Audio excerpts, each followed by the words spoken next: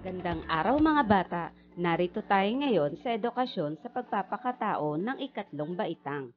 Ang pag-aaralan natin ngayon ay tungkol sa laging handa. Ikatlong markahan, Module 7. Sa pagtatapos ng araling ito, ang mga mag-aaral ay inaasahang nakapagpapanatili ng ligtas na pamayanan sa pamamagitan ng pagiging alerto at handa sa sakuna o kalamidad. Naisasaalang-alang ang mga salik na dapat tandaan sa pagkakaroon ng ligtas na pamayanan. Naisasabuhay ang pagiging handa sa anumang darating na sakuna at kalamidad.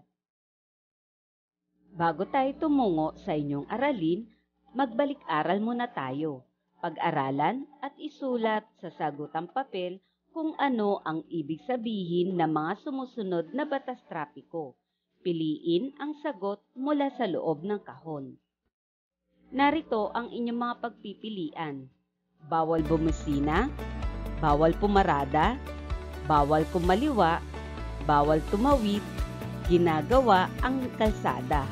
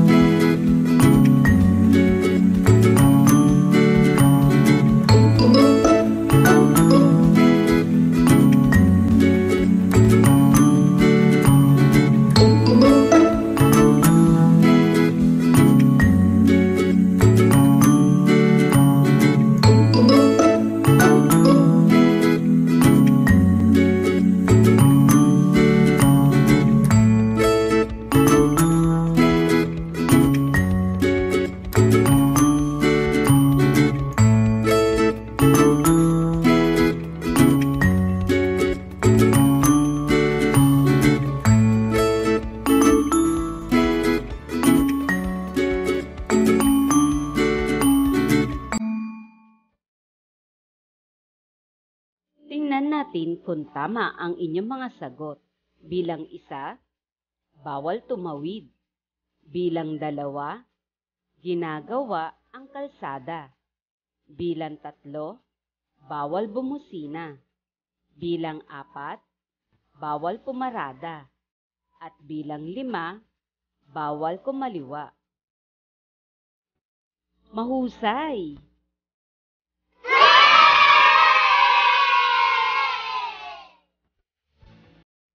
Basahin ang usapan nina Bimbo at ng kanyang nanay sa ibaba. Araw ng Lunes, habang nanonood ng telebisyon si Bimbo, narinig niyang may paparating na malakas na bagyo. Bimbo, Nanay, may paparating daw pong malakas na bagyo.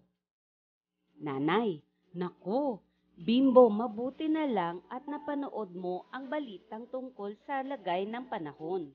Nag-aaya kasi ang iyong kapatid na mamasyal sa parke bukas. Bimbo, mainam nga po na huwag na kayong tumuloy at paghandaan na lang po natin ang darating na bagyo. Nanay, tama ka. Mahalaga na maging handa tayo sa anumang kalamidad na darating. Bimbo, kung gayon, ano po ang ating gagawin? Nanay, kailangan muna nating ihanda ang mga kagamitan na maaari nating gamitin kapag may bagyo. Kumuha ka ng isang emergency bag at doon natin ilalagay ang mga ito. Pagkatapos ay magtungo ka sa ating silid-imbakan at kuhanin ang mga kagamitan. Dali-dali siyang nagtungo sa silid na imbakan ng mga gamit upang kuhanin ang mga gagamitin nila sa paghahanda sa paparating na bagyo. Ano-ano kaya ang mga kagamitan na kukuhanin ni Bimbo? Halika, tulungan natin siya. Ano-ano ang mga gamit na kanyang kakailanganin? Iguhit ang mga ito sa loob ng bag. Nariyan ng tubig, flashlight at battery, cellphone, pito, emergency kit, mga delata, can opener, at radyo. Sa iyong palagay, tama ba ang kanyang ginawa? Bakit? Opo, mahalaga na maging handa sa lahat ng oras, lalo na kung may paparating na kalamidad o sakuna. Anong katangian mayroon si Bimbo? Siya ay batang laging handa. Kung ikaw si Bimbo, ganon din ba ang iyong gagawin? Paano mo ito isasagawa? Opo, kailangan laging paghandaan ang mga sakuna o kalamidad sa pamamagitan ng paghahanda ng mga kakailanganin tulad ng go bag o emergency bag. Bakit mahalaga na lagi dapat maging handa tuwing may sakuna o kalamidad? Kailangan mong isaalang-alang ang mga salik na dapat gawin tuwing may kalamidad o sakuna upang manatiling ligtas hindi lang ang iyong sarili kundi pati na rin ang buong pamayanan. Tamang kaalaman ay kahandaan tuwing magkakaroon ng bagyo at baha. Una, mag-imbak ng ready-to-eat na pagkain gaya ng tinapay, biskwit at delata. Mag-ipon din ng maiinom na tubig na maaaring tumagal hanggang 3 araw. Siguraduhing puno ang baterya ng cellphone at ihanda ang mga flashlight, radyong de baterya at pito. Makinig sa radyo at makibalita upang malaman ang kalagayan ng panahon. Huwag nang pumalaot upang mangisda o maglakbay dahil sa panganib ng malaking alon. Lumikas dala ang emergency survival kit kung pinayuhan ng kinauukulan. Huwag tumawid ng ilog lalo na kung ito'y lagpas tuhod na. Mag-ingat din sa mga ligaw na hayop tulad ng ahas na maaaring inanod ng tubig baha. Kapag lumipas na ang bagyo, suriin ang bahay para malaman kung ito ay may sira. Ipaalam sa kinauukulan kung may mga nasirang kable o poste ng kuryente. Tiyaking walang outlet o kable ng kuryente na nakababad sa tubig bago buksan ang main switch ng kuryente. Paghahanda sa lindol. Siguraduhing matibay ang bahay at alamin ang mga panganib sa inyong lugar. Siguraduhing matibay ang pagkakakabit ng mga nakabiting bagay at ligtas ang pagkakalagay ng mga mabibigat na kasangkapan. Huwag magpatong ng babasaging kasangkapan sa ibabaw ng kabinet. Sa halip, ilagay ang mga ito at mga mabibigat na gamit sa pinakailalim ng kabinet. Ilagay sa ligtas na lugar ang mga nakalalasong kemikal at bagay na madaling magliyab. Ugaliing isara ang tangke ng gas pagkatapos itong gamitin. Alamin ang mga emergency exit at ang pinakamabilis at pinakaligtas na daan patungo rito. Alamin kung paano gamitin ang fire extinguisher at emergency alarm. Nararapat na may signage ang mga ito at nakalagay sa mga lugar na madaling puntahan. Makilahok sa mga emergency drills at regular itong isagawa. Kapag lumindol, maging mahinahon, gawin ang duck, cover, and hold technique. Yumuko, magtago sa ilalim ng matibay na mesa at humawak sa paa nito. Kung walang lamesa, pumunta sa matibay na bahagi ng bahay. Lumuhod o mag-squat, takpan ang ulo at batok ng iyong kamay. Umiwas sa mga bagay na madaling mabasag, mabigat at maaaring bumagsak. Kapag nasa labas, lumayo sa mga poste, puno, gusali, pader at iba pang maaaring tumumba o bumagsak. Mainam na pumunta sa open space. Kapag nagmamaneho, itabi at ihinto ang sasakyan. Huwag tumawid ng tulay, overpass at flyover. Kung malapit sa dagat, mabilis na lumikas palayo dito at tumungo sa mataas na lugar sa panganib ng tsunami.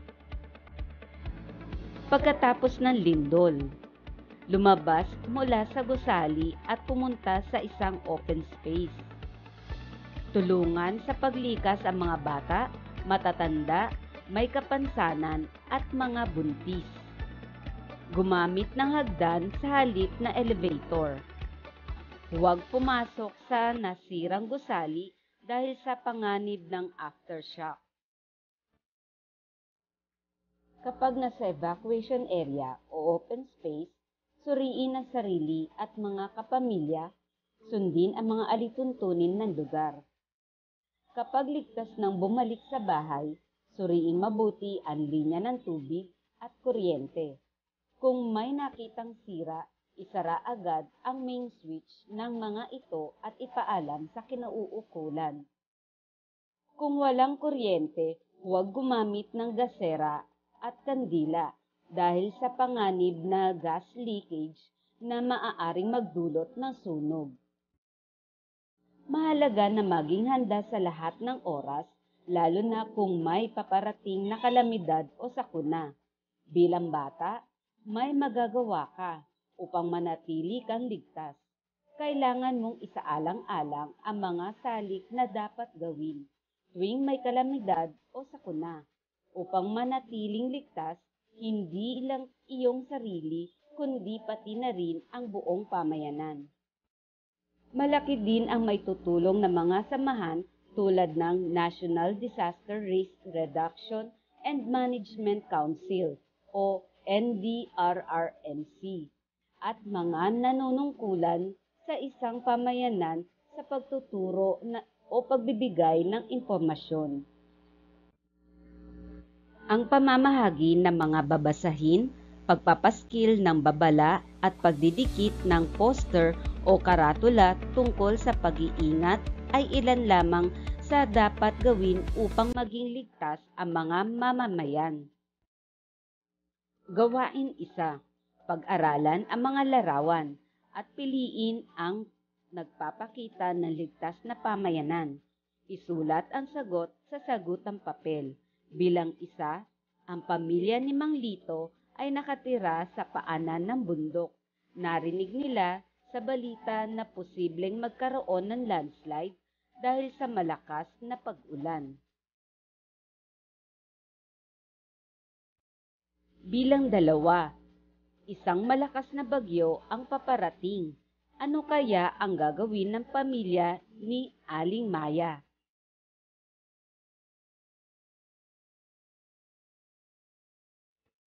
Ikatlo, hindi natin alam kung kailan darating ang lindol, kaya bilang paghahanda, ano ang maaari mong gawin sa iyong pamayanan?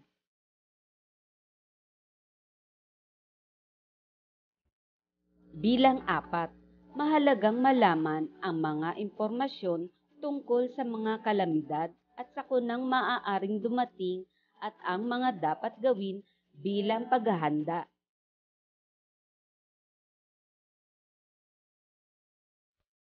Bilang 5, nasa loob ng bahay ang pamilya Santos nang biglang lumindol.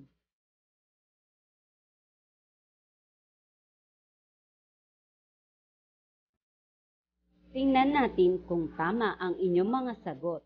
Bilang 1, A. Bilang 2, B. Bilang 3, A. Bilang 4, A. At bilang 5, A. Magaling mga bata!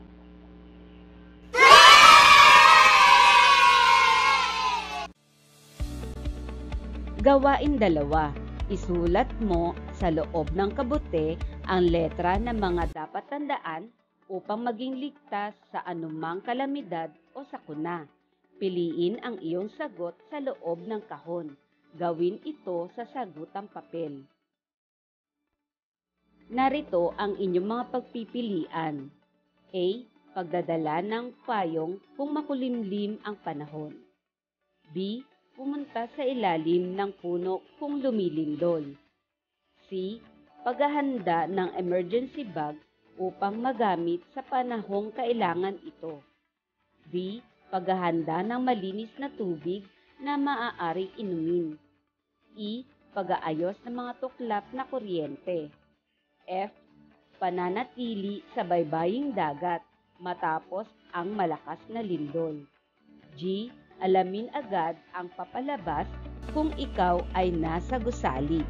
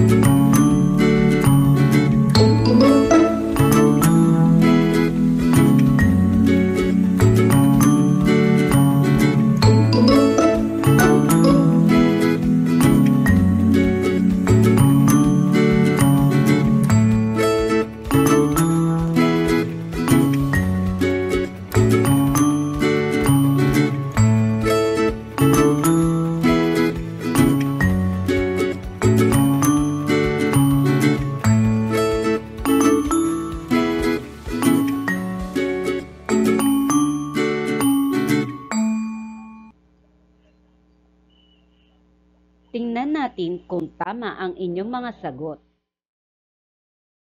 C, D, E, at G. Mahusay!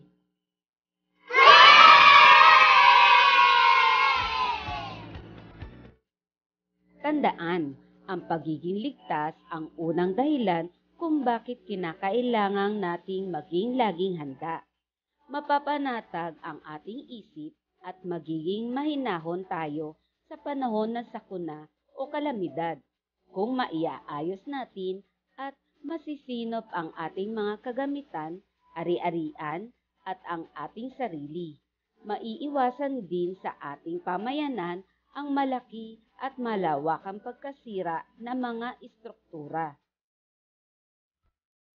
Isagawa, gumuhit o gumupit ng larawan sa isang lumang dyaryo o magasin na nagpapakita ng pagsasaalang-alang ng mga salik na dapat tandaan sa pagkakaroon ng ligtas na pamayanan.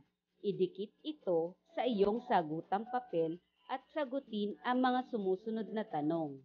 Una, nagpapakita ba ang larawan ng isang ligtas na pamayanan? Ipaliwanag. Ikalawa, dapat ba nating isabuhay ang mga ito? Bakit?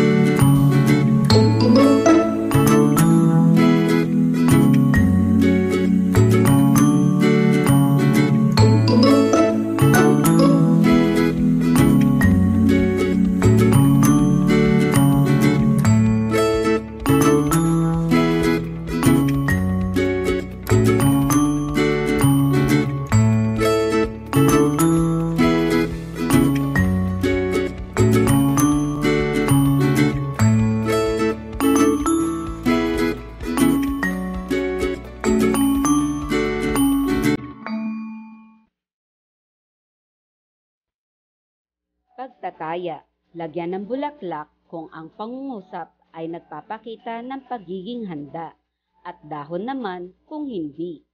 Bilang isa, inilipat ni Karding ang kanyang alagang baka sa ligtas na lugar bago dumating ang bagyo.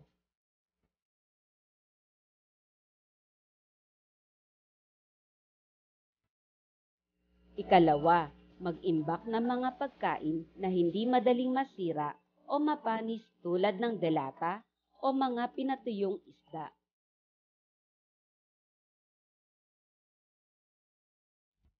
Ikatlo, makibalita na lang sa kapitbahay kung ano ang lagay ng panahon.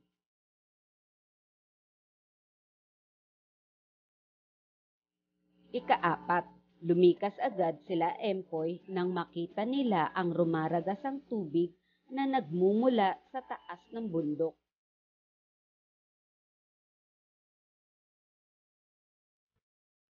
Ikalima, tuwang-tuwang kinuhanan ng larawan ni Jose ang malalaking alon matapos ang lindol.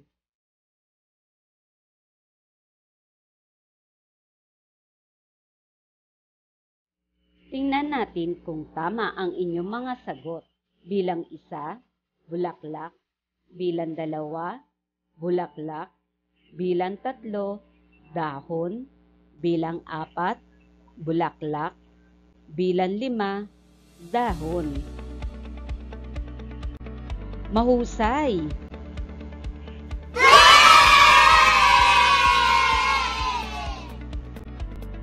Maraming salamat mga bata. Hanggang sa muli!